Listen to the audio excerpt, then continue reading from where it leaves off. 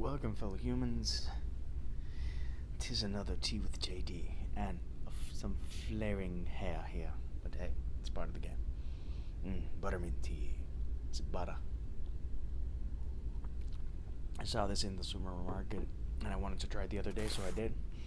That was a good call. So this is actually the pizza tag. I was tagged by Richard Reeds. I'm gonna be putting the link to his video below. I still don't know how to do things on video. We could say that I'm hopeless, or we can say that I just want to keep this as bare bones as possible. But still, thanks, Richard. So these are 12 questions, all pizza related, all delicious, all scrumptious, and it's Friday, so what better day to talk about pizza? First question, cheese. A simple work that possesses much more depth to it.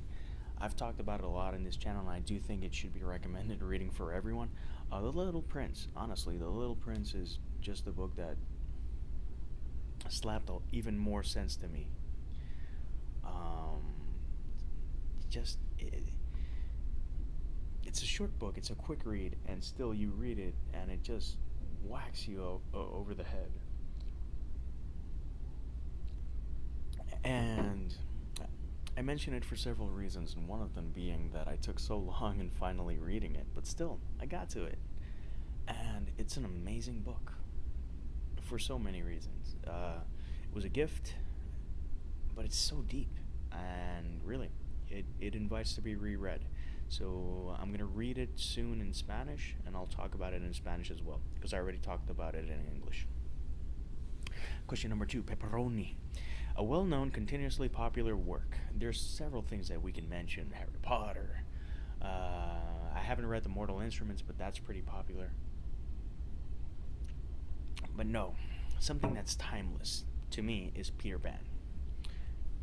Peter Pan I read not too long ago, actually, and it was such a fun read. And the thing is that I might have read Peter Pan not too long ago, but I saw the movie as a kid. I've loved the ride in Disney for as long as I have conscious memory of going to Disney. And Neverland has that sort of magic that really, really, really sticks with you. And I think it's a work that's always going to be popular because of that. Question number 3, Mushroom. A textbook you found engaging. I don't remember the name. I'd have to look for it, but there was a marketing book that I had to use. I'm not going to say literature books from high school because that's cheating. No, marketing. A marketing book, international marketing, but I forgot the name, in college, where I learned a ton of things. To mention a couple, Starbucks wasn't successful in Japan, and they didn't know why. Taste testing revealed that everyone loved the coffee and whatnot, and Japan is big on coffee and whatnot. Then someone went to a store, and they saw that most Japanese people were holding the cups with 2 hands because the cups were too big. They switched the cups, and voila, sales started to skyrocket. I don't know how much they increased in like a quarter, but it was ridiculous. And I love fascinating things like that. I love that Cheetos also in Japan are wasabi and soy sauce flavor. I love that in India they don't eat meat and there's McDonald's. So how they explore things, and I love different cultures, and I love when companies take the interesting task of wanting to be successful in a different country. I like that, as long as it doesn't hurt anyone. It's the whole oil thing that bothers me, or companies exploiting workers for like meager wages. That's wrong, but it is what it is. But no, that one was pretty good. If I find the title, I'll let you know. But it's an interesting topic, international marketing. So by all means, look into it. Question number 4, sausage. A literary work that has just the right dose of a particular genre. Honestly, couldn't think of anything that's super perfect. But okay, let's give an answer. I think that the Discworld series, as I have read so far, has the perfect amount of comedy. It is a hilarious book, but apart from it, it is a very meticulously created world, and it has a lot of fantasy, and it has a lot of political commentary and social commentary, and I think that's fascinating. But the comedic elements is like the lubrication for you to accept the messages. And Terry Pratchett, I'm gonna keep reading him, and expect me to gush about him because the guy was awesome. Question number 5: extra cheese. A work that was longer than it needed to be. I think Lord of the Rings is longer than it should have been. It could have been shorter. It's not that I don't enjoy it, but I do think that things could have been resolved a bit quicker. Sometimes the book, the collection of books, does drag a bit, and uh, but it's still a work that invites further analysis after you've finished it. It's hella long, but it is so worthwhile, and it's not a bad thing. Extra cheese is not a bad thing. So even though it's a bit longer than I think it could have been, it is what it is, and it is delicious. Question number 6: garden. Favorite literary vegetarian. Here I'm going to take the liberty of actually talking about an indie author, Anais Charchenko, and I don't know what Karen is. Karen is, apart from a great friend, Karen Oren is a poet from England and a great friend, someone who has been supporting me since I started in this author business. And it's not an online friend. It's not, we just met online, but it is a true friend. Anais Charchenko, I'm going to be doing a review of her latest poetry collection, The Whisper Collector. But between The Whisper Collector and Bright Needles, you have one badass poet I mentioned, who does not care if you're sensitive. This is raw poetry, really raw poetry that just it is so intense that I can't read it in one sitting. It's not that it's too long; it's that it's too intense. And you go like, wow, she really dives into like darker aspects of us. And she comes up smiling with verses. She also has a fantastic channel. Karen Oren writes poetry on Twitter. She does audio poetry on Audioboom. And is someone that has surprised. She consistently surprises me with the things that she writes. Such a good soul, apart from everything. And I'm always drawn to people who are genuine and nice. And Karen is definitely elite when it comes to that, and also when it comes to writing. I highly recommend her Twitter channel. I will be doing a Twitter shoutouts video, but she's really high on the list. She's a wonderful vegetarian and a friend that I care about deeply. Grandma, a work that makes you think of your grandparents. Honestly, my current work in progress, the manuscript for The Boy Who Dreams About Flying. I know that you're not supposed to do self-promo in this, but I'm generally mentioning it because of that. And a future work that I have also makes me think of my grandfather a lot. And my grandmother's another thing. Let me finish with my grandfather. I mentioned in The Boy Who Dreams About Flying a lot of things about Yayo. He was such apart from vivacious and kooky and crazy and loud, he was such a cool guy.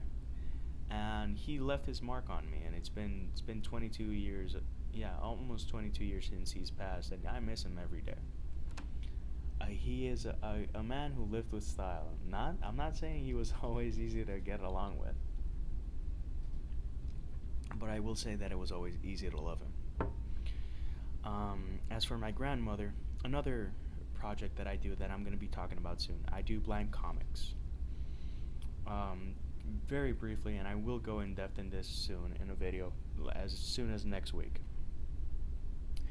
I do comics where I put all the panels, I put all the descriptions, I give you all the storyline, all the dialogue, etc. But there's no drawings, and it's an invitation for people to make the comic. I'll go more in depth in that, but I did that as a tribute to my grandmother. Tata was was blind. She had glaucoma, and that's a fascinating story in itself. But still, she had glaucoma, and she had this knack for telling me these wonderfully intricate and detailed stories. And I wanted to do something right by her and a tribute to her because I also miss her a lot. I also love her, and she had one of her hands. Even when she passed at 84, her hands were immaculate. I can still remember the touch of her hands, and it's something that I've mentioned before, and it's something that stuck with me, and will always be with me because you just had to touch her hands, and had to feel them on your cheek. So yeah, that. Question number 8: Hawaiian. A work with a tropic atmosphere. I'm gonna mention two as well, and they're not mine. Lord of the Flies, which I should reread, but that was a hell of a read and a hell of a movie. Both left me crying. Both due to the same scene. I'm not gonna ruin it if you haven't seen it. It's one of those classics that you really should read. And the other one that I'm gonna mention, it's not so much tropical, but a jungle, is Heart of Darkness. Joseph Conrad was a badass. And I'm gonna be rereading that one as well. But that's the type of book that every time I read, I've read it like 4 times in my life, and I'm not a big rereader, but it's a book that every time I chance upon it, like my eyes chance upon it, I go like, man, I'm gonna read you again, and every time I come out like, damn, that was good. Dark as hell, and definitely has a lot of musings about the human nature, but so good. Question number 9: Anchovy, a work you feel you and most people dislike. Firstly, I like anchovies. I'm one of those guys. And I'm not gonna say an answer like, "Oh, Twilight, etc." No, Twilight has its fandom, and it has a rightful fandom, and I'm happy for that. I'm happy for people to be motivated to read. But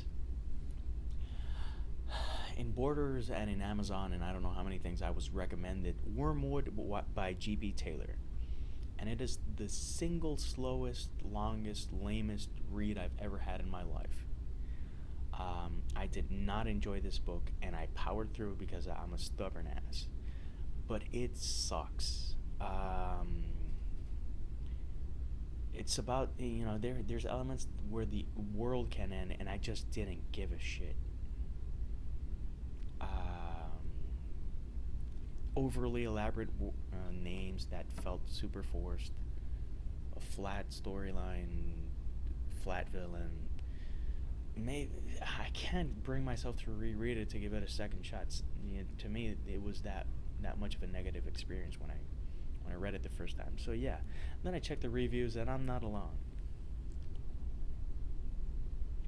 But it is. I rarely bash a book, and that one is one of the few. Question number 10: Stuffed Crust, a work that grab your attention at first sight. Sick Puppy. My wife actually picked up the book. She read the synopsis, and she's like, check this out. And I see the cover, and I go like, oh, this is disturbing. And I read the synopsis, and I'm like, I'm buying this. It's Carl Hiassen is hilarious, and it's one of those reads that's gotten me through airport delays and layovers and whatnot. And it's it's sick, hence the title, but it is so fun. Annie Lemon, best of the bets. What is your favorite kind of pizza? Pepperoni and mushrooms. Keep it simple, but I like variety. So if it's a place that sells it by the slice and it's good, I'll try variety. And number 12, Pizza Party. Who do you tag? I tag Sage from Sage Knows, Kim from Writer Princess, Sam from The Bucket List, and Ben Sanders. All of these I've gotten to follow recently. I wanted to do new fresh tags, except Sage. Sage I've tagged in things before. But I've taken a liking to all of these channels, so by all means, I'll put the links below. Check them out. I think it's worth your time. But until next time, peace, love, and Mikey rolls.